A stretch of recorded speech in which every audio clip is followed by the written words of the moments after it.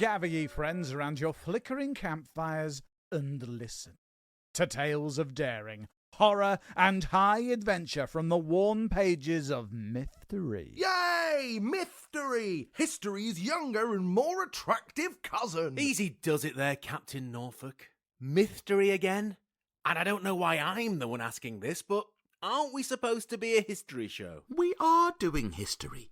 We're doing Ragnar Lothbrok. He probably wasn't real, Tombo. He might have been, Bilbo. There's giant magic cows in this story, Pepe. Spoilers, dear Uncle Bob. Also, you weren't there. Could have been a race of gigantic magic cows wandering across Dark Age Scandinavia. Firstly, don't say Dark Ages.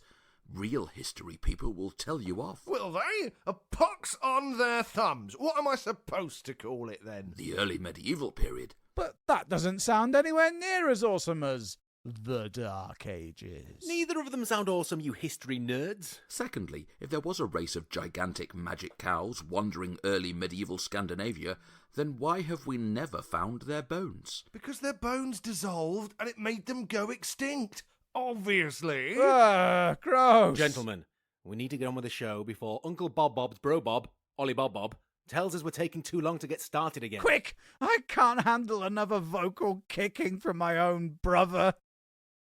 He's the only one who listens, you know. Our tale begins in Dark Age Scandinavia. Early medieval Scandinavia. It is a dark, cold night. Snow falls in flakes illuminated by an icy moon, and an ill wind blows across the frozen fjords of North. Braving the elements comes Heimir, guardian of the 3-year-old girl Aslaug, last surviving member of the family of Sigurd the Dragon Slayer. Who is Aslaug's father? And a tale for another time. Heimir carries a harp stuffed with treasure. And Aslaug, she's in there too. Why, you stuffed a 3-year-old girl inside a harp? How big is the harp? And why has no one called the police? It's okay, Bob. He's been feeding Aslaug a magic endless onion whenever she's hungry and has such mad skills with a Z with the harp that if she starts crying, he just plays a tune on it and she falls asleep. Oh, well, that's fine then. The weather worsens. Oh, the weather is turning foul. We need shelter, Aslaug. No endless magic onion will protect us if we spend all night in this. Suddenly, out of the whitening gloom looms a small farmhouse, its tiny windholes glowing with the gentle welcome of a warming fire. Shelter! Hello? Anyone home? Please, we need your help. Who are you? And what do you want? My name is Heimir, a humble peasant, and I have been travelling all day. Please may I take shelter from the storm by your fire. You're not gonna rob me, are you? Of course not. Or kill me and then rob me? No. Or ravish me, then kill me, then rob me? You are safe from me, madam. Oh. All right. Come in. But I'm watching you. Heimir enters the small dwelling that Grima the farmwife calls home. It is a modest place. A central hearth fills the single room with smoke, light, and heat in equal measure. Aslaug's protector can feel the iron gaze of Grima on him, sizing him up as if she were a predator and he her prey. There's only one of you. Say what? You said we need your help. There's only one of you. Did I? Really? What a strange thing for me to say. I love my harp, you see. Yeah, it's like a member of my family. Now, when I said we, I of course meant me. And it. The harp. Family. Did you? Yep. Are you any good? I've been told I am. Well, let's have a look at it then. Okay. Who in all the 9 realms are you? And why are you showing my wife an harp? Are you some sort of muso perv, is it? Wait, what are you in $10 fists? Oh, Aki, my husband. You've returned. Of course I've returned, woman. I only went to check out the fish, or something else that an early medieval Scandinavian farmer would pop out to do. And now I return to find my wife looking at another man's instrument. It's not what you think. Is it not? She asked to see it. I did. It's a lovely one. Best I've seen in an age. Ah, that's not helping. Why are you here? I came seeking shelter from the storm. Your lovely wife said I could sleep in The barn. I said he could sleep in the barn so he's not kept up all night by your snoring. I don't snore. You do. It's like sleeping next to someone sawing a giant log made out of phlegm. At least I've done my chores. I'll head to the barn then. It's been a long day. I done my chores this morning, you great oaf. Ah, did you know? Ah, yeah, good for you. Good for you. Okay, night then. Oh, he's gone. Right, now you shut up and listen to me, Aki. Oh, you telling us shut up. You shut up. Shut up. You! Now get your axe. You're gonna need it. Start speaking sense right now or I will get my axe. That Hymir, he's not who he says he is. Who did he say he is? He says he was an humble peasant, but humble peasants don't wear gold rings, do they? A gold ring? Yep. I swear I saw some purple silk sticking out of that harp that he's so fond of. Purple silk? Well, that don't come cheap. Exactly. I reckon that Ymir is a nobleman or something like that, but he's on the run, which is why he's pretending to be humble. That harp's probably filled to the brim with treasure. The fire of avarice alights in Aki's eyes. Well, what should we do about it? Oh, that's easy. You're gonna get your axe, wait for him fall asleep, then go to the barn, and you're gonna kill him. Am I? Yep. What if I don't want to? Then we remain poor and ugly for the rest of our miserable days. Well, we can't have that, can we? No, of course not. Now go get your axe. Yes, dear. Aki takes his axe from the woodpile and heads to the barn. There in the hay lays Hymir, sound asleep and hugging his harp, defenseless. I reckon this makes me a pretty bad person, then. Ah, well, at least I'll be a rich bad person. Ah! Ah! Hey, did you just stick that axe in my back? Yep. While I was sleeping? Oh, dude, low blow. Yeah, well, I mean, I sorry about, I don't feel great about it. Sorry about all, can I have my axe back, please? Oh, wow. Yeah, I know, it's awful. Seriously, though, it's a family heirloom. Help yourself. Thank you very much. Ow! Sorry. Oh, man. Right. What happens now? Well, I won't lie. I was hoping that one whack would do the job, but you appear to be surprisingly okay for someone who's had an axe full onto the back. I have a mighty and heroic lineage. Do you? Yes. My father was... Ah! Dude, what is your problem? Sorry. Okay. Knees are feeling wobbly. Down I go. Ah! Are you dead yet? Not quite. Must have vengeance Yeah, right. Can I have my axe back again? with last breath. Must shout a war cry so loud.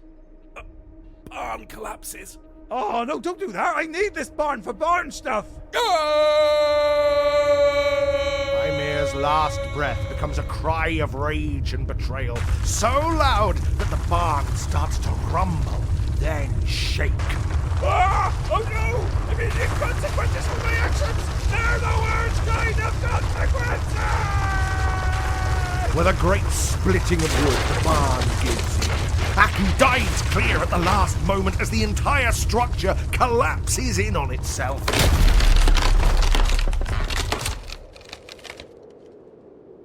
I give you one thing to do when you can't even get that right. You said kill him, didn't you? Well, he looks pretty dead to me. The barn's all smashed, and where's the harp full of treasure? It's in the... Oh, blast. It's probably smashed too. You'll be smashed in a minute if you don't shut your trap, woman. Gah! What's that horrible noise? It's coming from behind the barn. Aki and Grima head toward the sound of the child crying, and as they round the back of their now thoroughly flattened barn, they see a child crying. Clear off, you nosy little monster! Oh, don't you be so awful. Look at the poor thing. She's all, crying and whatnot. Where did she come from, anyway? What? Hey, hang on. She's standing in a massive pile of treasure. Treasure? And the smashed remnants of the harp.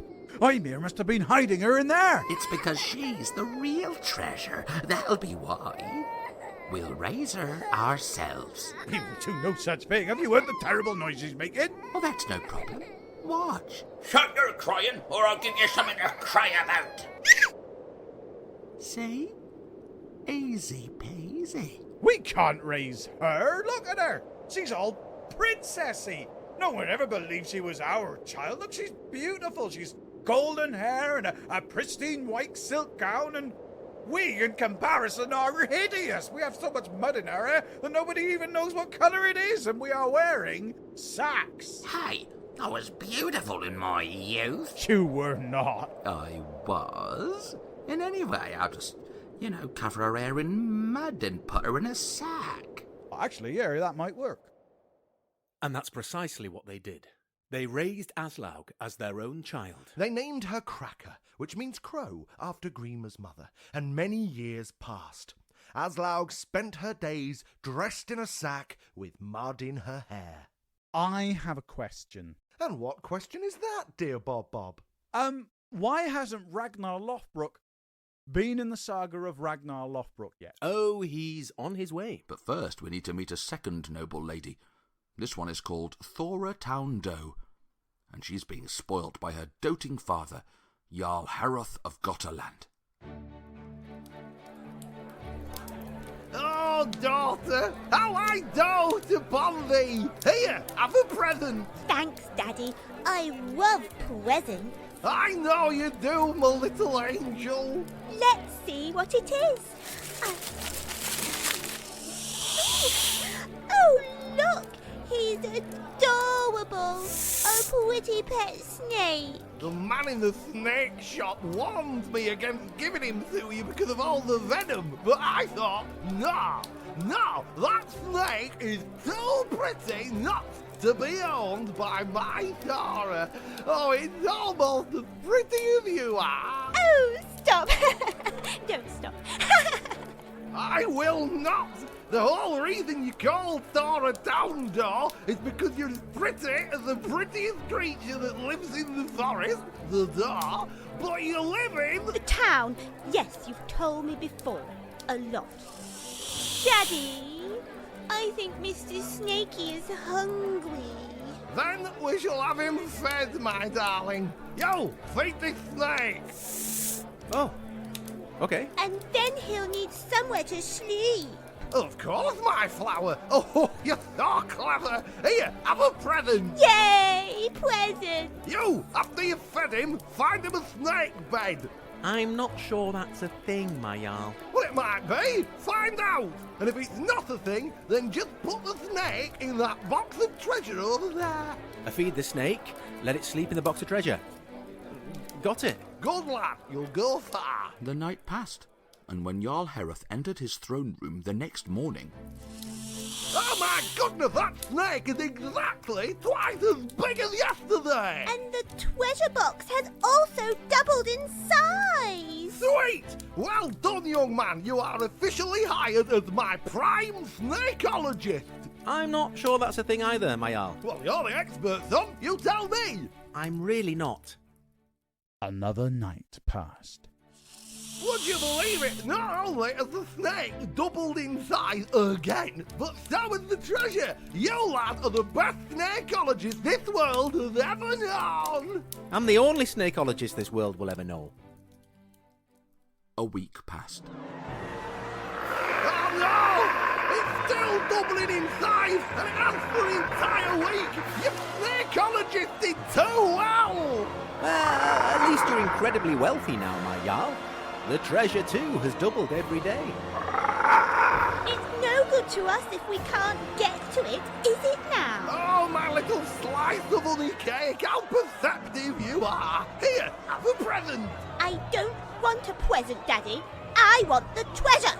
You heard the princess, lads. Go kill that snake and get the treasure. But the snake's the size of your longhouse, my Jarl. It's eating an entire cow a day. How can I kill it? I'm no warrior. I'm a snakeologist. We know. And we're proud of you, lad. Now you go and use your hard-earned expertise and retrieve that treasure. Go! You know what? You're right. I can do this. I'm the world's premier snakeologist.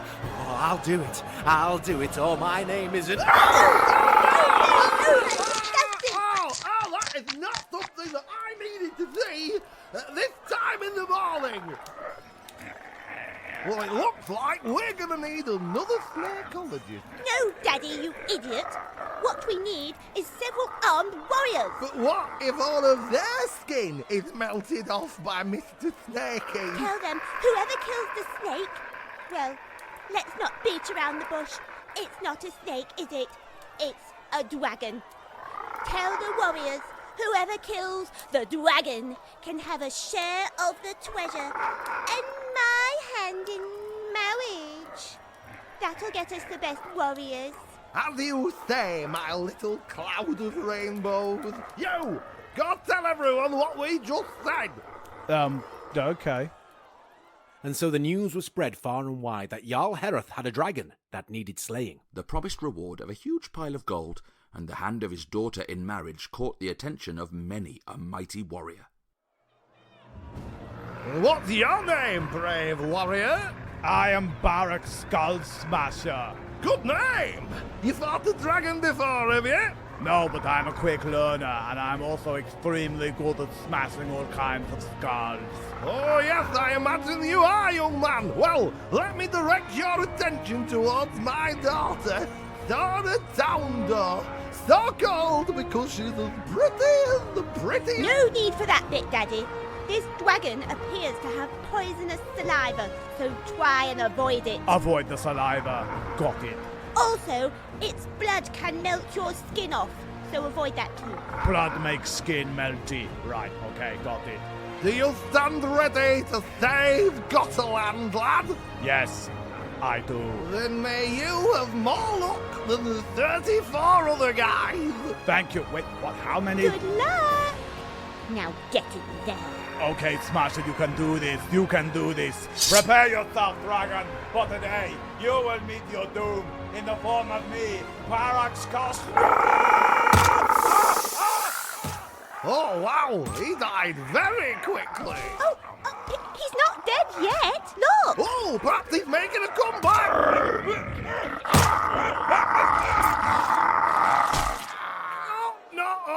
No, he isn't. Right, we got any warriors left? No. I'm starting to think that I should have listened to that fellow in the snake shop. Night falls. Thora and her father retire to their beds with despair in their hearts. As they sleep, a legend enters their homestead. He stands nearly 7 feet tall. His muscles are so muscly that they each have their own six-pack. His hair is shaved in that cool way that they styled it in the Vikings TV series. Or not, it's your imagination, listener. We're not going to spoon-feed you. In his hands he grips the shaft of a spear so big and heavy that only he could lift it. He is Ragnar Lothbrok, except that he doesn't have the name Lothbrok yet, so for now, he's just Ragnar.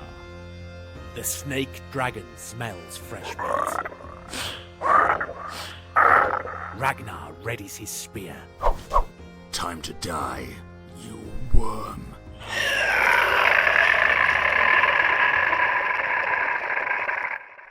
Okay, let's dance. The dragon comes out of the gate strong and spits its hideous poison all over Ragnar. But Ragnar is one of those heroes that isn't just strong. He's smart, too. That's right. Ragnar has done his homework. He knows the dragon is poisonous. And has had himself some very special clothes made. Hairy trousers and a shaggy cloak. The spit does Ragnar no harm. The dragon is shocked. That's right, dragon. You won't be spitting today. Today, you'll swallow! Ragnar's massive spear punches into the underside of the dragon's head. The terrible blood splashes all over Ragnar's back. Oh no, his skin! All his skin will melt off! Fear not, dear Bilbo, for Ragnar had his trousers and cloak dipped in pitch and rolled in sand. His shaggy cloak protects him from the spit and the blood. Thank goodness. Also, what is the scientific basis for this? Ragnar has dealt the creature a fearsome blow, but it is not dead yet. Looks like this snake needs beating harder. Pulling free his spear, Ragnar leaps into the air.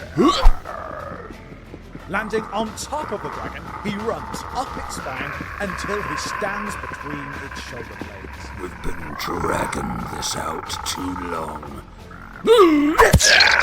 Ragnar's spear slams into the dragon's back.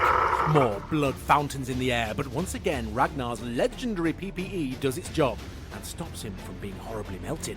The beast gives a cry so loud the longhouse shakes to its very foundations. With a savage twist, our hero snaps off the head of his spear in the dragon's back and leaps to safety. And superhero lands at the entrance to Jarl Heref's longhouse. With a final sigh, the dragon dies. Take that, dragon. Now, for no apparent reason, I will disappear. And Ragnar slips off into the night. Morning arrives. By Odin's eye patch, the dragon's all deaded! Ow! We were totally out of warriors, weren't we? Daddy, look! There's a spearhead still lodged in it. Well, so there is. You, grab that spearhead out of that poisonous dragon. Okay. Here we go. Ah! Ow! Ah! My skin is all melting off!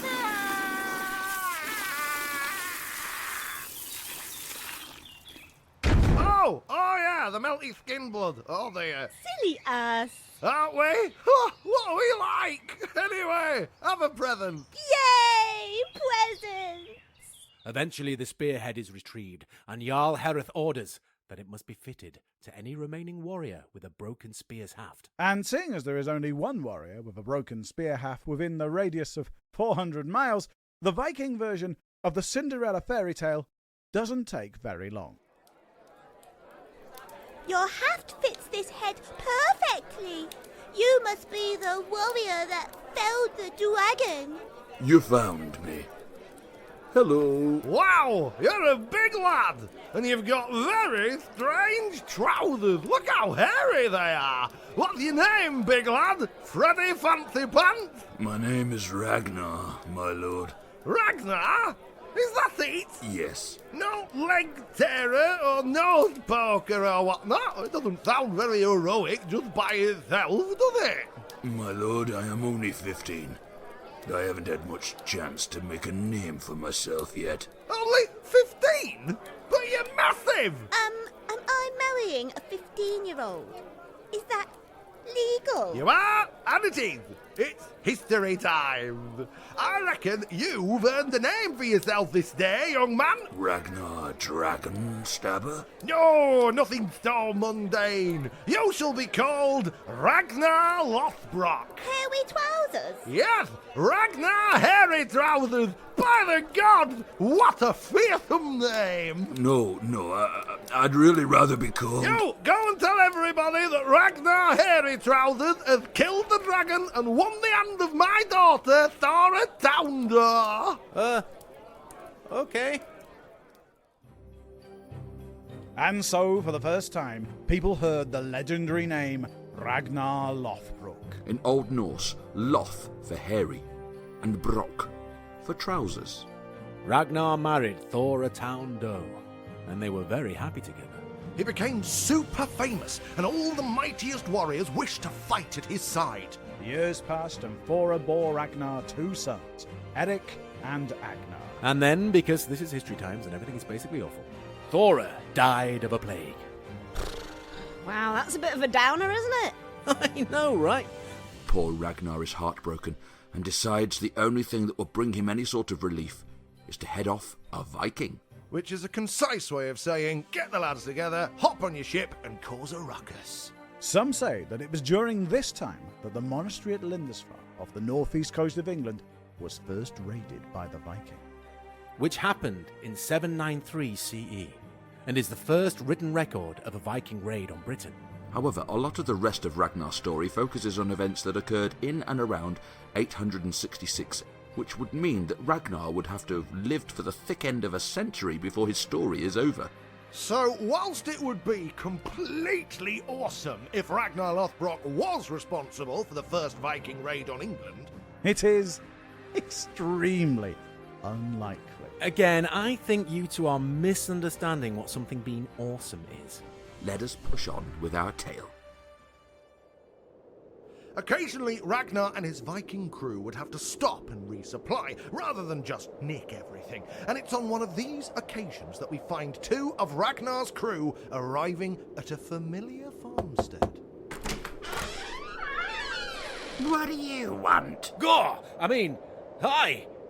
Our master has sent us to bake bread for our crew. We were going to bake it in the field over there, but then we saw your farm, and we thought that the bread would be easier to make here. Please may we use your hearth. Depends. You're not gonna rob me, are you? No. Or ravish me? Oh, God! no. Wow. All right, then come on in. I'll get my daughter to help you. Cracker! Get your useless bones over here and help these nice men make some bread. The two Vikings enter Grima's simple hut. It is then their eyes land on Cracker. She may have mud in her hair and be wearing a sack, but both men can see that she is the most beautiful woman they have ever laid their eyes on. Greetings, gentlemen. Bread. Okay. Cracker will shape the loaves if you two nice fellas bake 'em. What? Bread. Does he say any other words? Daughter, don't be so rude. Hang on, you're saying she's your daughter? Ah, no chance. What do you mean, no chance? Well, I mean, look at her. She's all princessy and beautiful and whatnot. And you're What? like a wax candle of a witch that someone's put in the microwave for 30 seconds. Hey, I was beautiful in my youth. Here you go. I've shaped the bread for you. Bread. Oh, you poor thing. The two men bake bread with Cracker all afternoon, but both of them are so distracted by her beauty that they burn every single loaf. Upon arriving back at the ship, Ragnar is most unimpressed. You burnt the bread. We can't eat this. I should have both of you sawn in two vertically. It's not our fault, boss. There was a pretty lady. Look what you did to Svein. Bread. His brain is completely broken. How pretty was this lady? I mean, she had mud in her hair and she was wearing a sack for some reason. But she made it work. She can't have been as pretty as my wife, Thora. I know that for a fact. Bread. You're right, Svein. I should meet her. You! What's your name? Sven, almighty Ragnar. Sven? Yep. And your friend is called Svein? Yes. Oh, well, that's just lazy writing. Bread. Sven, go back to the farm and tell this pretty lady that I, the mighty Ragnar Lothbrok, do wish to meet her. But, though I have heard she is pretty, she needs also to be clever too. Give her this riddle. And so Sven returns to the farm to find Cracker. He wants me to what? Hey, I'm just the messenger. Please, put down that knife. Tell me one more time. My lord, the legendary and totally brilliant hero Ragnar Lothbrok, has heard tell of your great beauty and would like to meet you. However, Ragnar respects a quick mind as much as anything else, and so has set you this riddle that you must solve if you wish to meet him. And the riddle? You must meet Ragnar, neither clothed or naked, neither hungry or well-fed, and neither alone nor with another person. That's stupid. Riddles are stupid. Please, do it. Ragnar says if I don't make up for burning all the bread, he's going to blood-eagle me. Then you've got nothing to worry about.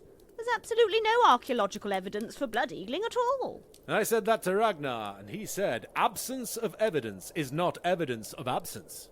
Did he? Maybe I would like to meet him. The next day, Cracker arrives at Ragnar's ship, accompanied by a dog, and is brought before the mighty hero. So this is the mighty Ragnar Lothbrok I've heard so much about. I solved your riddle. Look, no person is with me. My skin is not bare, though I am not alone, and I am not clothed. Cracker has brought a dog with her. She is neither alone nor with another person. She is also wearing nothing but an old fishing net, meaning she is not naked, but she is definitely not clothed either. Nice. Cracker takes a bite from an onion. And by biting this onion, I am neither hungry nor well fed. Well done.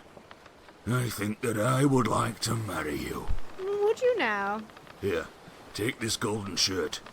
It was my wife's. One of Ragnar's men offers Cracker a sumptuous garment. It shimmers in the light and has real gold worked into its hem.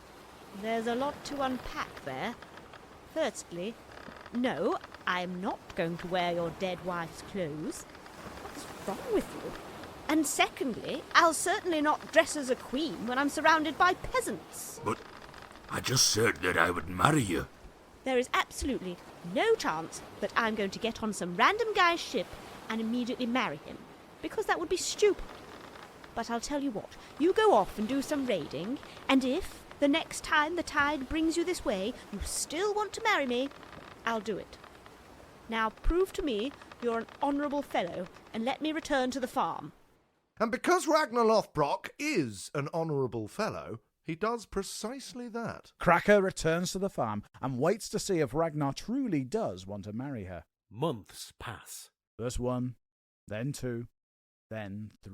And then one morning Cracker spies a sail on the horizon, and she knows it is Ragnar come to take her away. I'll take this sack, and that one, and, that one's mud stains are so lasty. Cracker, what on earth are you doing? Who said you can pack your sacks? Planning a trip somewhere, young lady? As a matter of fact, I am. I'm off to marry Ragnar Lothbrok. Ragnar Lothbrok? I don't think so, daughter. I am not your daughter. Cracker! How could you say such a thing? My name is not Cracker. It is Aslaug. And then, in a super awesome Scarlet Witch-type maneuver, Aslaug uses magic powers to lift Aki and Grima into the air by their ankles.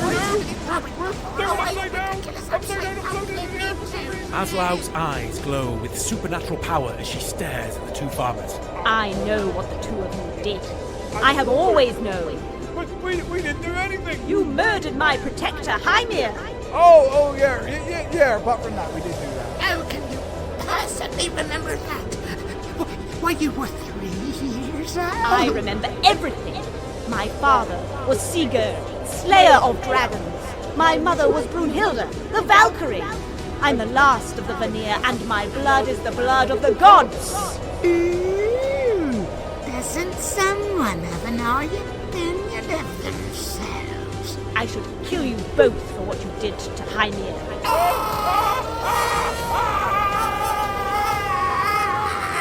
But I won't. Fight the gods. Instead, I'm going to curse you. Curse you both. Oh, this sounds much worse. Each day will be worse for you than the last. And your last day will be the worst you have ever had. So saith I, Aslaug of the Vanir.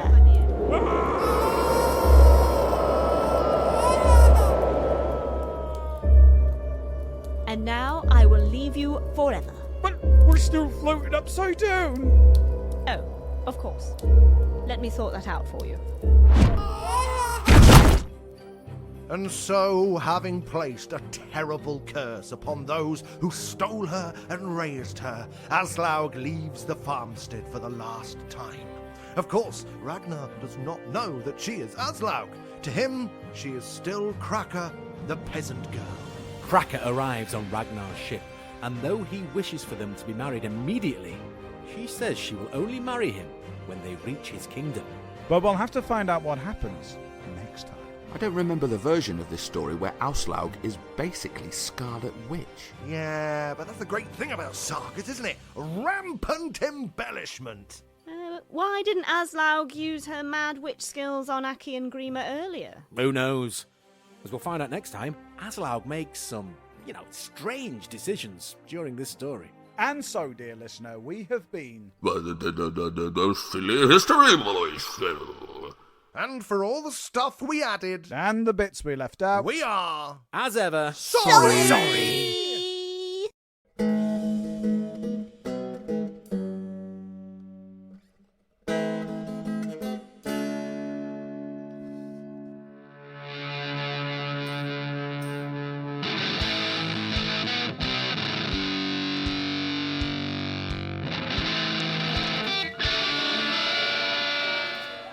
Episode 54, or Loth to Brok the Subject, Ragnar Lothbrok Part 1, was written, performed, and produced by the Silly History Boys. The parts of the mighty Ragnar Lothbrok and the unfortunate-looking Grima were voiced by Tombo Furmore. The parts of the harp-playing Hymir, the very much winging-it world's premier snakeologist, Lothbrok's man Sven, were voiced by Will Uncle Bilbo Tristram. The parts of the unfortunate-looking Aki, the overconfident Barak Skullsmasher, Lothbrok's man Svein, and the dragon were voiced by Rob, dear Uncle Bob Bond. And the parts of Jarl Hereth and, well, only Jarl Hereth were taking a day off, were we, Pear Bear? Only joking, listeners. He really slogged his guts out on this one. So the parts of Jarl Hereth were voiced by Stu the Pear Bear Perry. And what a pair of characters, voiced by Gemma Bond. I don't know if we've nailed the name down for her yet, but Gemma voiced Thora Toundo and Cracker, who turns out to be Aslaug, wonderfully. Cheers, Gemma. A big thanks to Zapsplat for music and timid door knocks when, you're asking, is anyone home? All the way up to, oh my God, let me in, door hammerings. And also extra music by Scott Buckley. Thank you, Scott. We use your music all the time. He's like 50% of the show these days. Please do check us Silly Boys out on Facebook and Twitter. And please do rate and review. Yeah, leave a review. Why not? By the time this is out, 3 of the Silly Boys, Tombo, Pear Bear, and Bilbo, will be down in Old Sarum in Salisbury doing some Viking shenanigans. And then on the 23rd and 24th of August, all 4 Silly Boys are back up northeast at Warkworth Castle, doing their King Off, where the boys will take 3 notorious English kings and pit them against each other to see who will win the King Off. There may be, I don't know, Richard the Lionheart, Bad King John, and Richard III. Oh, hey, did somebody say my name? Here I am, oh yes. Hi listeners, spoilers, it's me, I'm the best. Get out of here, Richard. Okay, God, get off my back, man. Sorry about that. So if you find yourself in the northeast, why not come say hello to the Silly Boys at Warkworth Castle, 23rd and 24th of August. Well, we're out of here now, folks. We're going to say goodbye by slamming a door in your face. Thanks, Zapsplat. Sorry. Now I can move the creaky chair all alike. Enjoy 30 seconds of this, Doozy.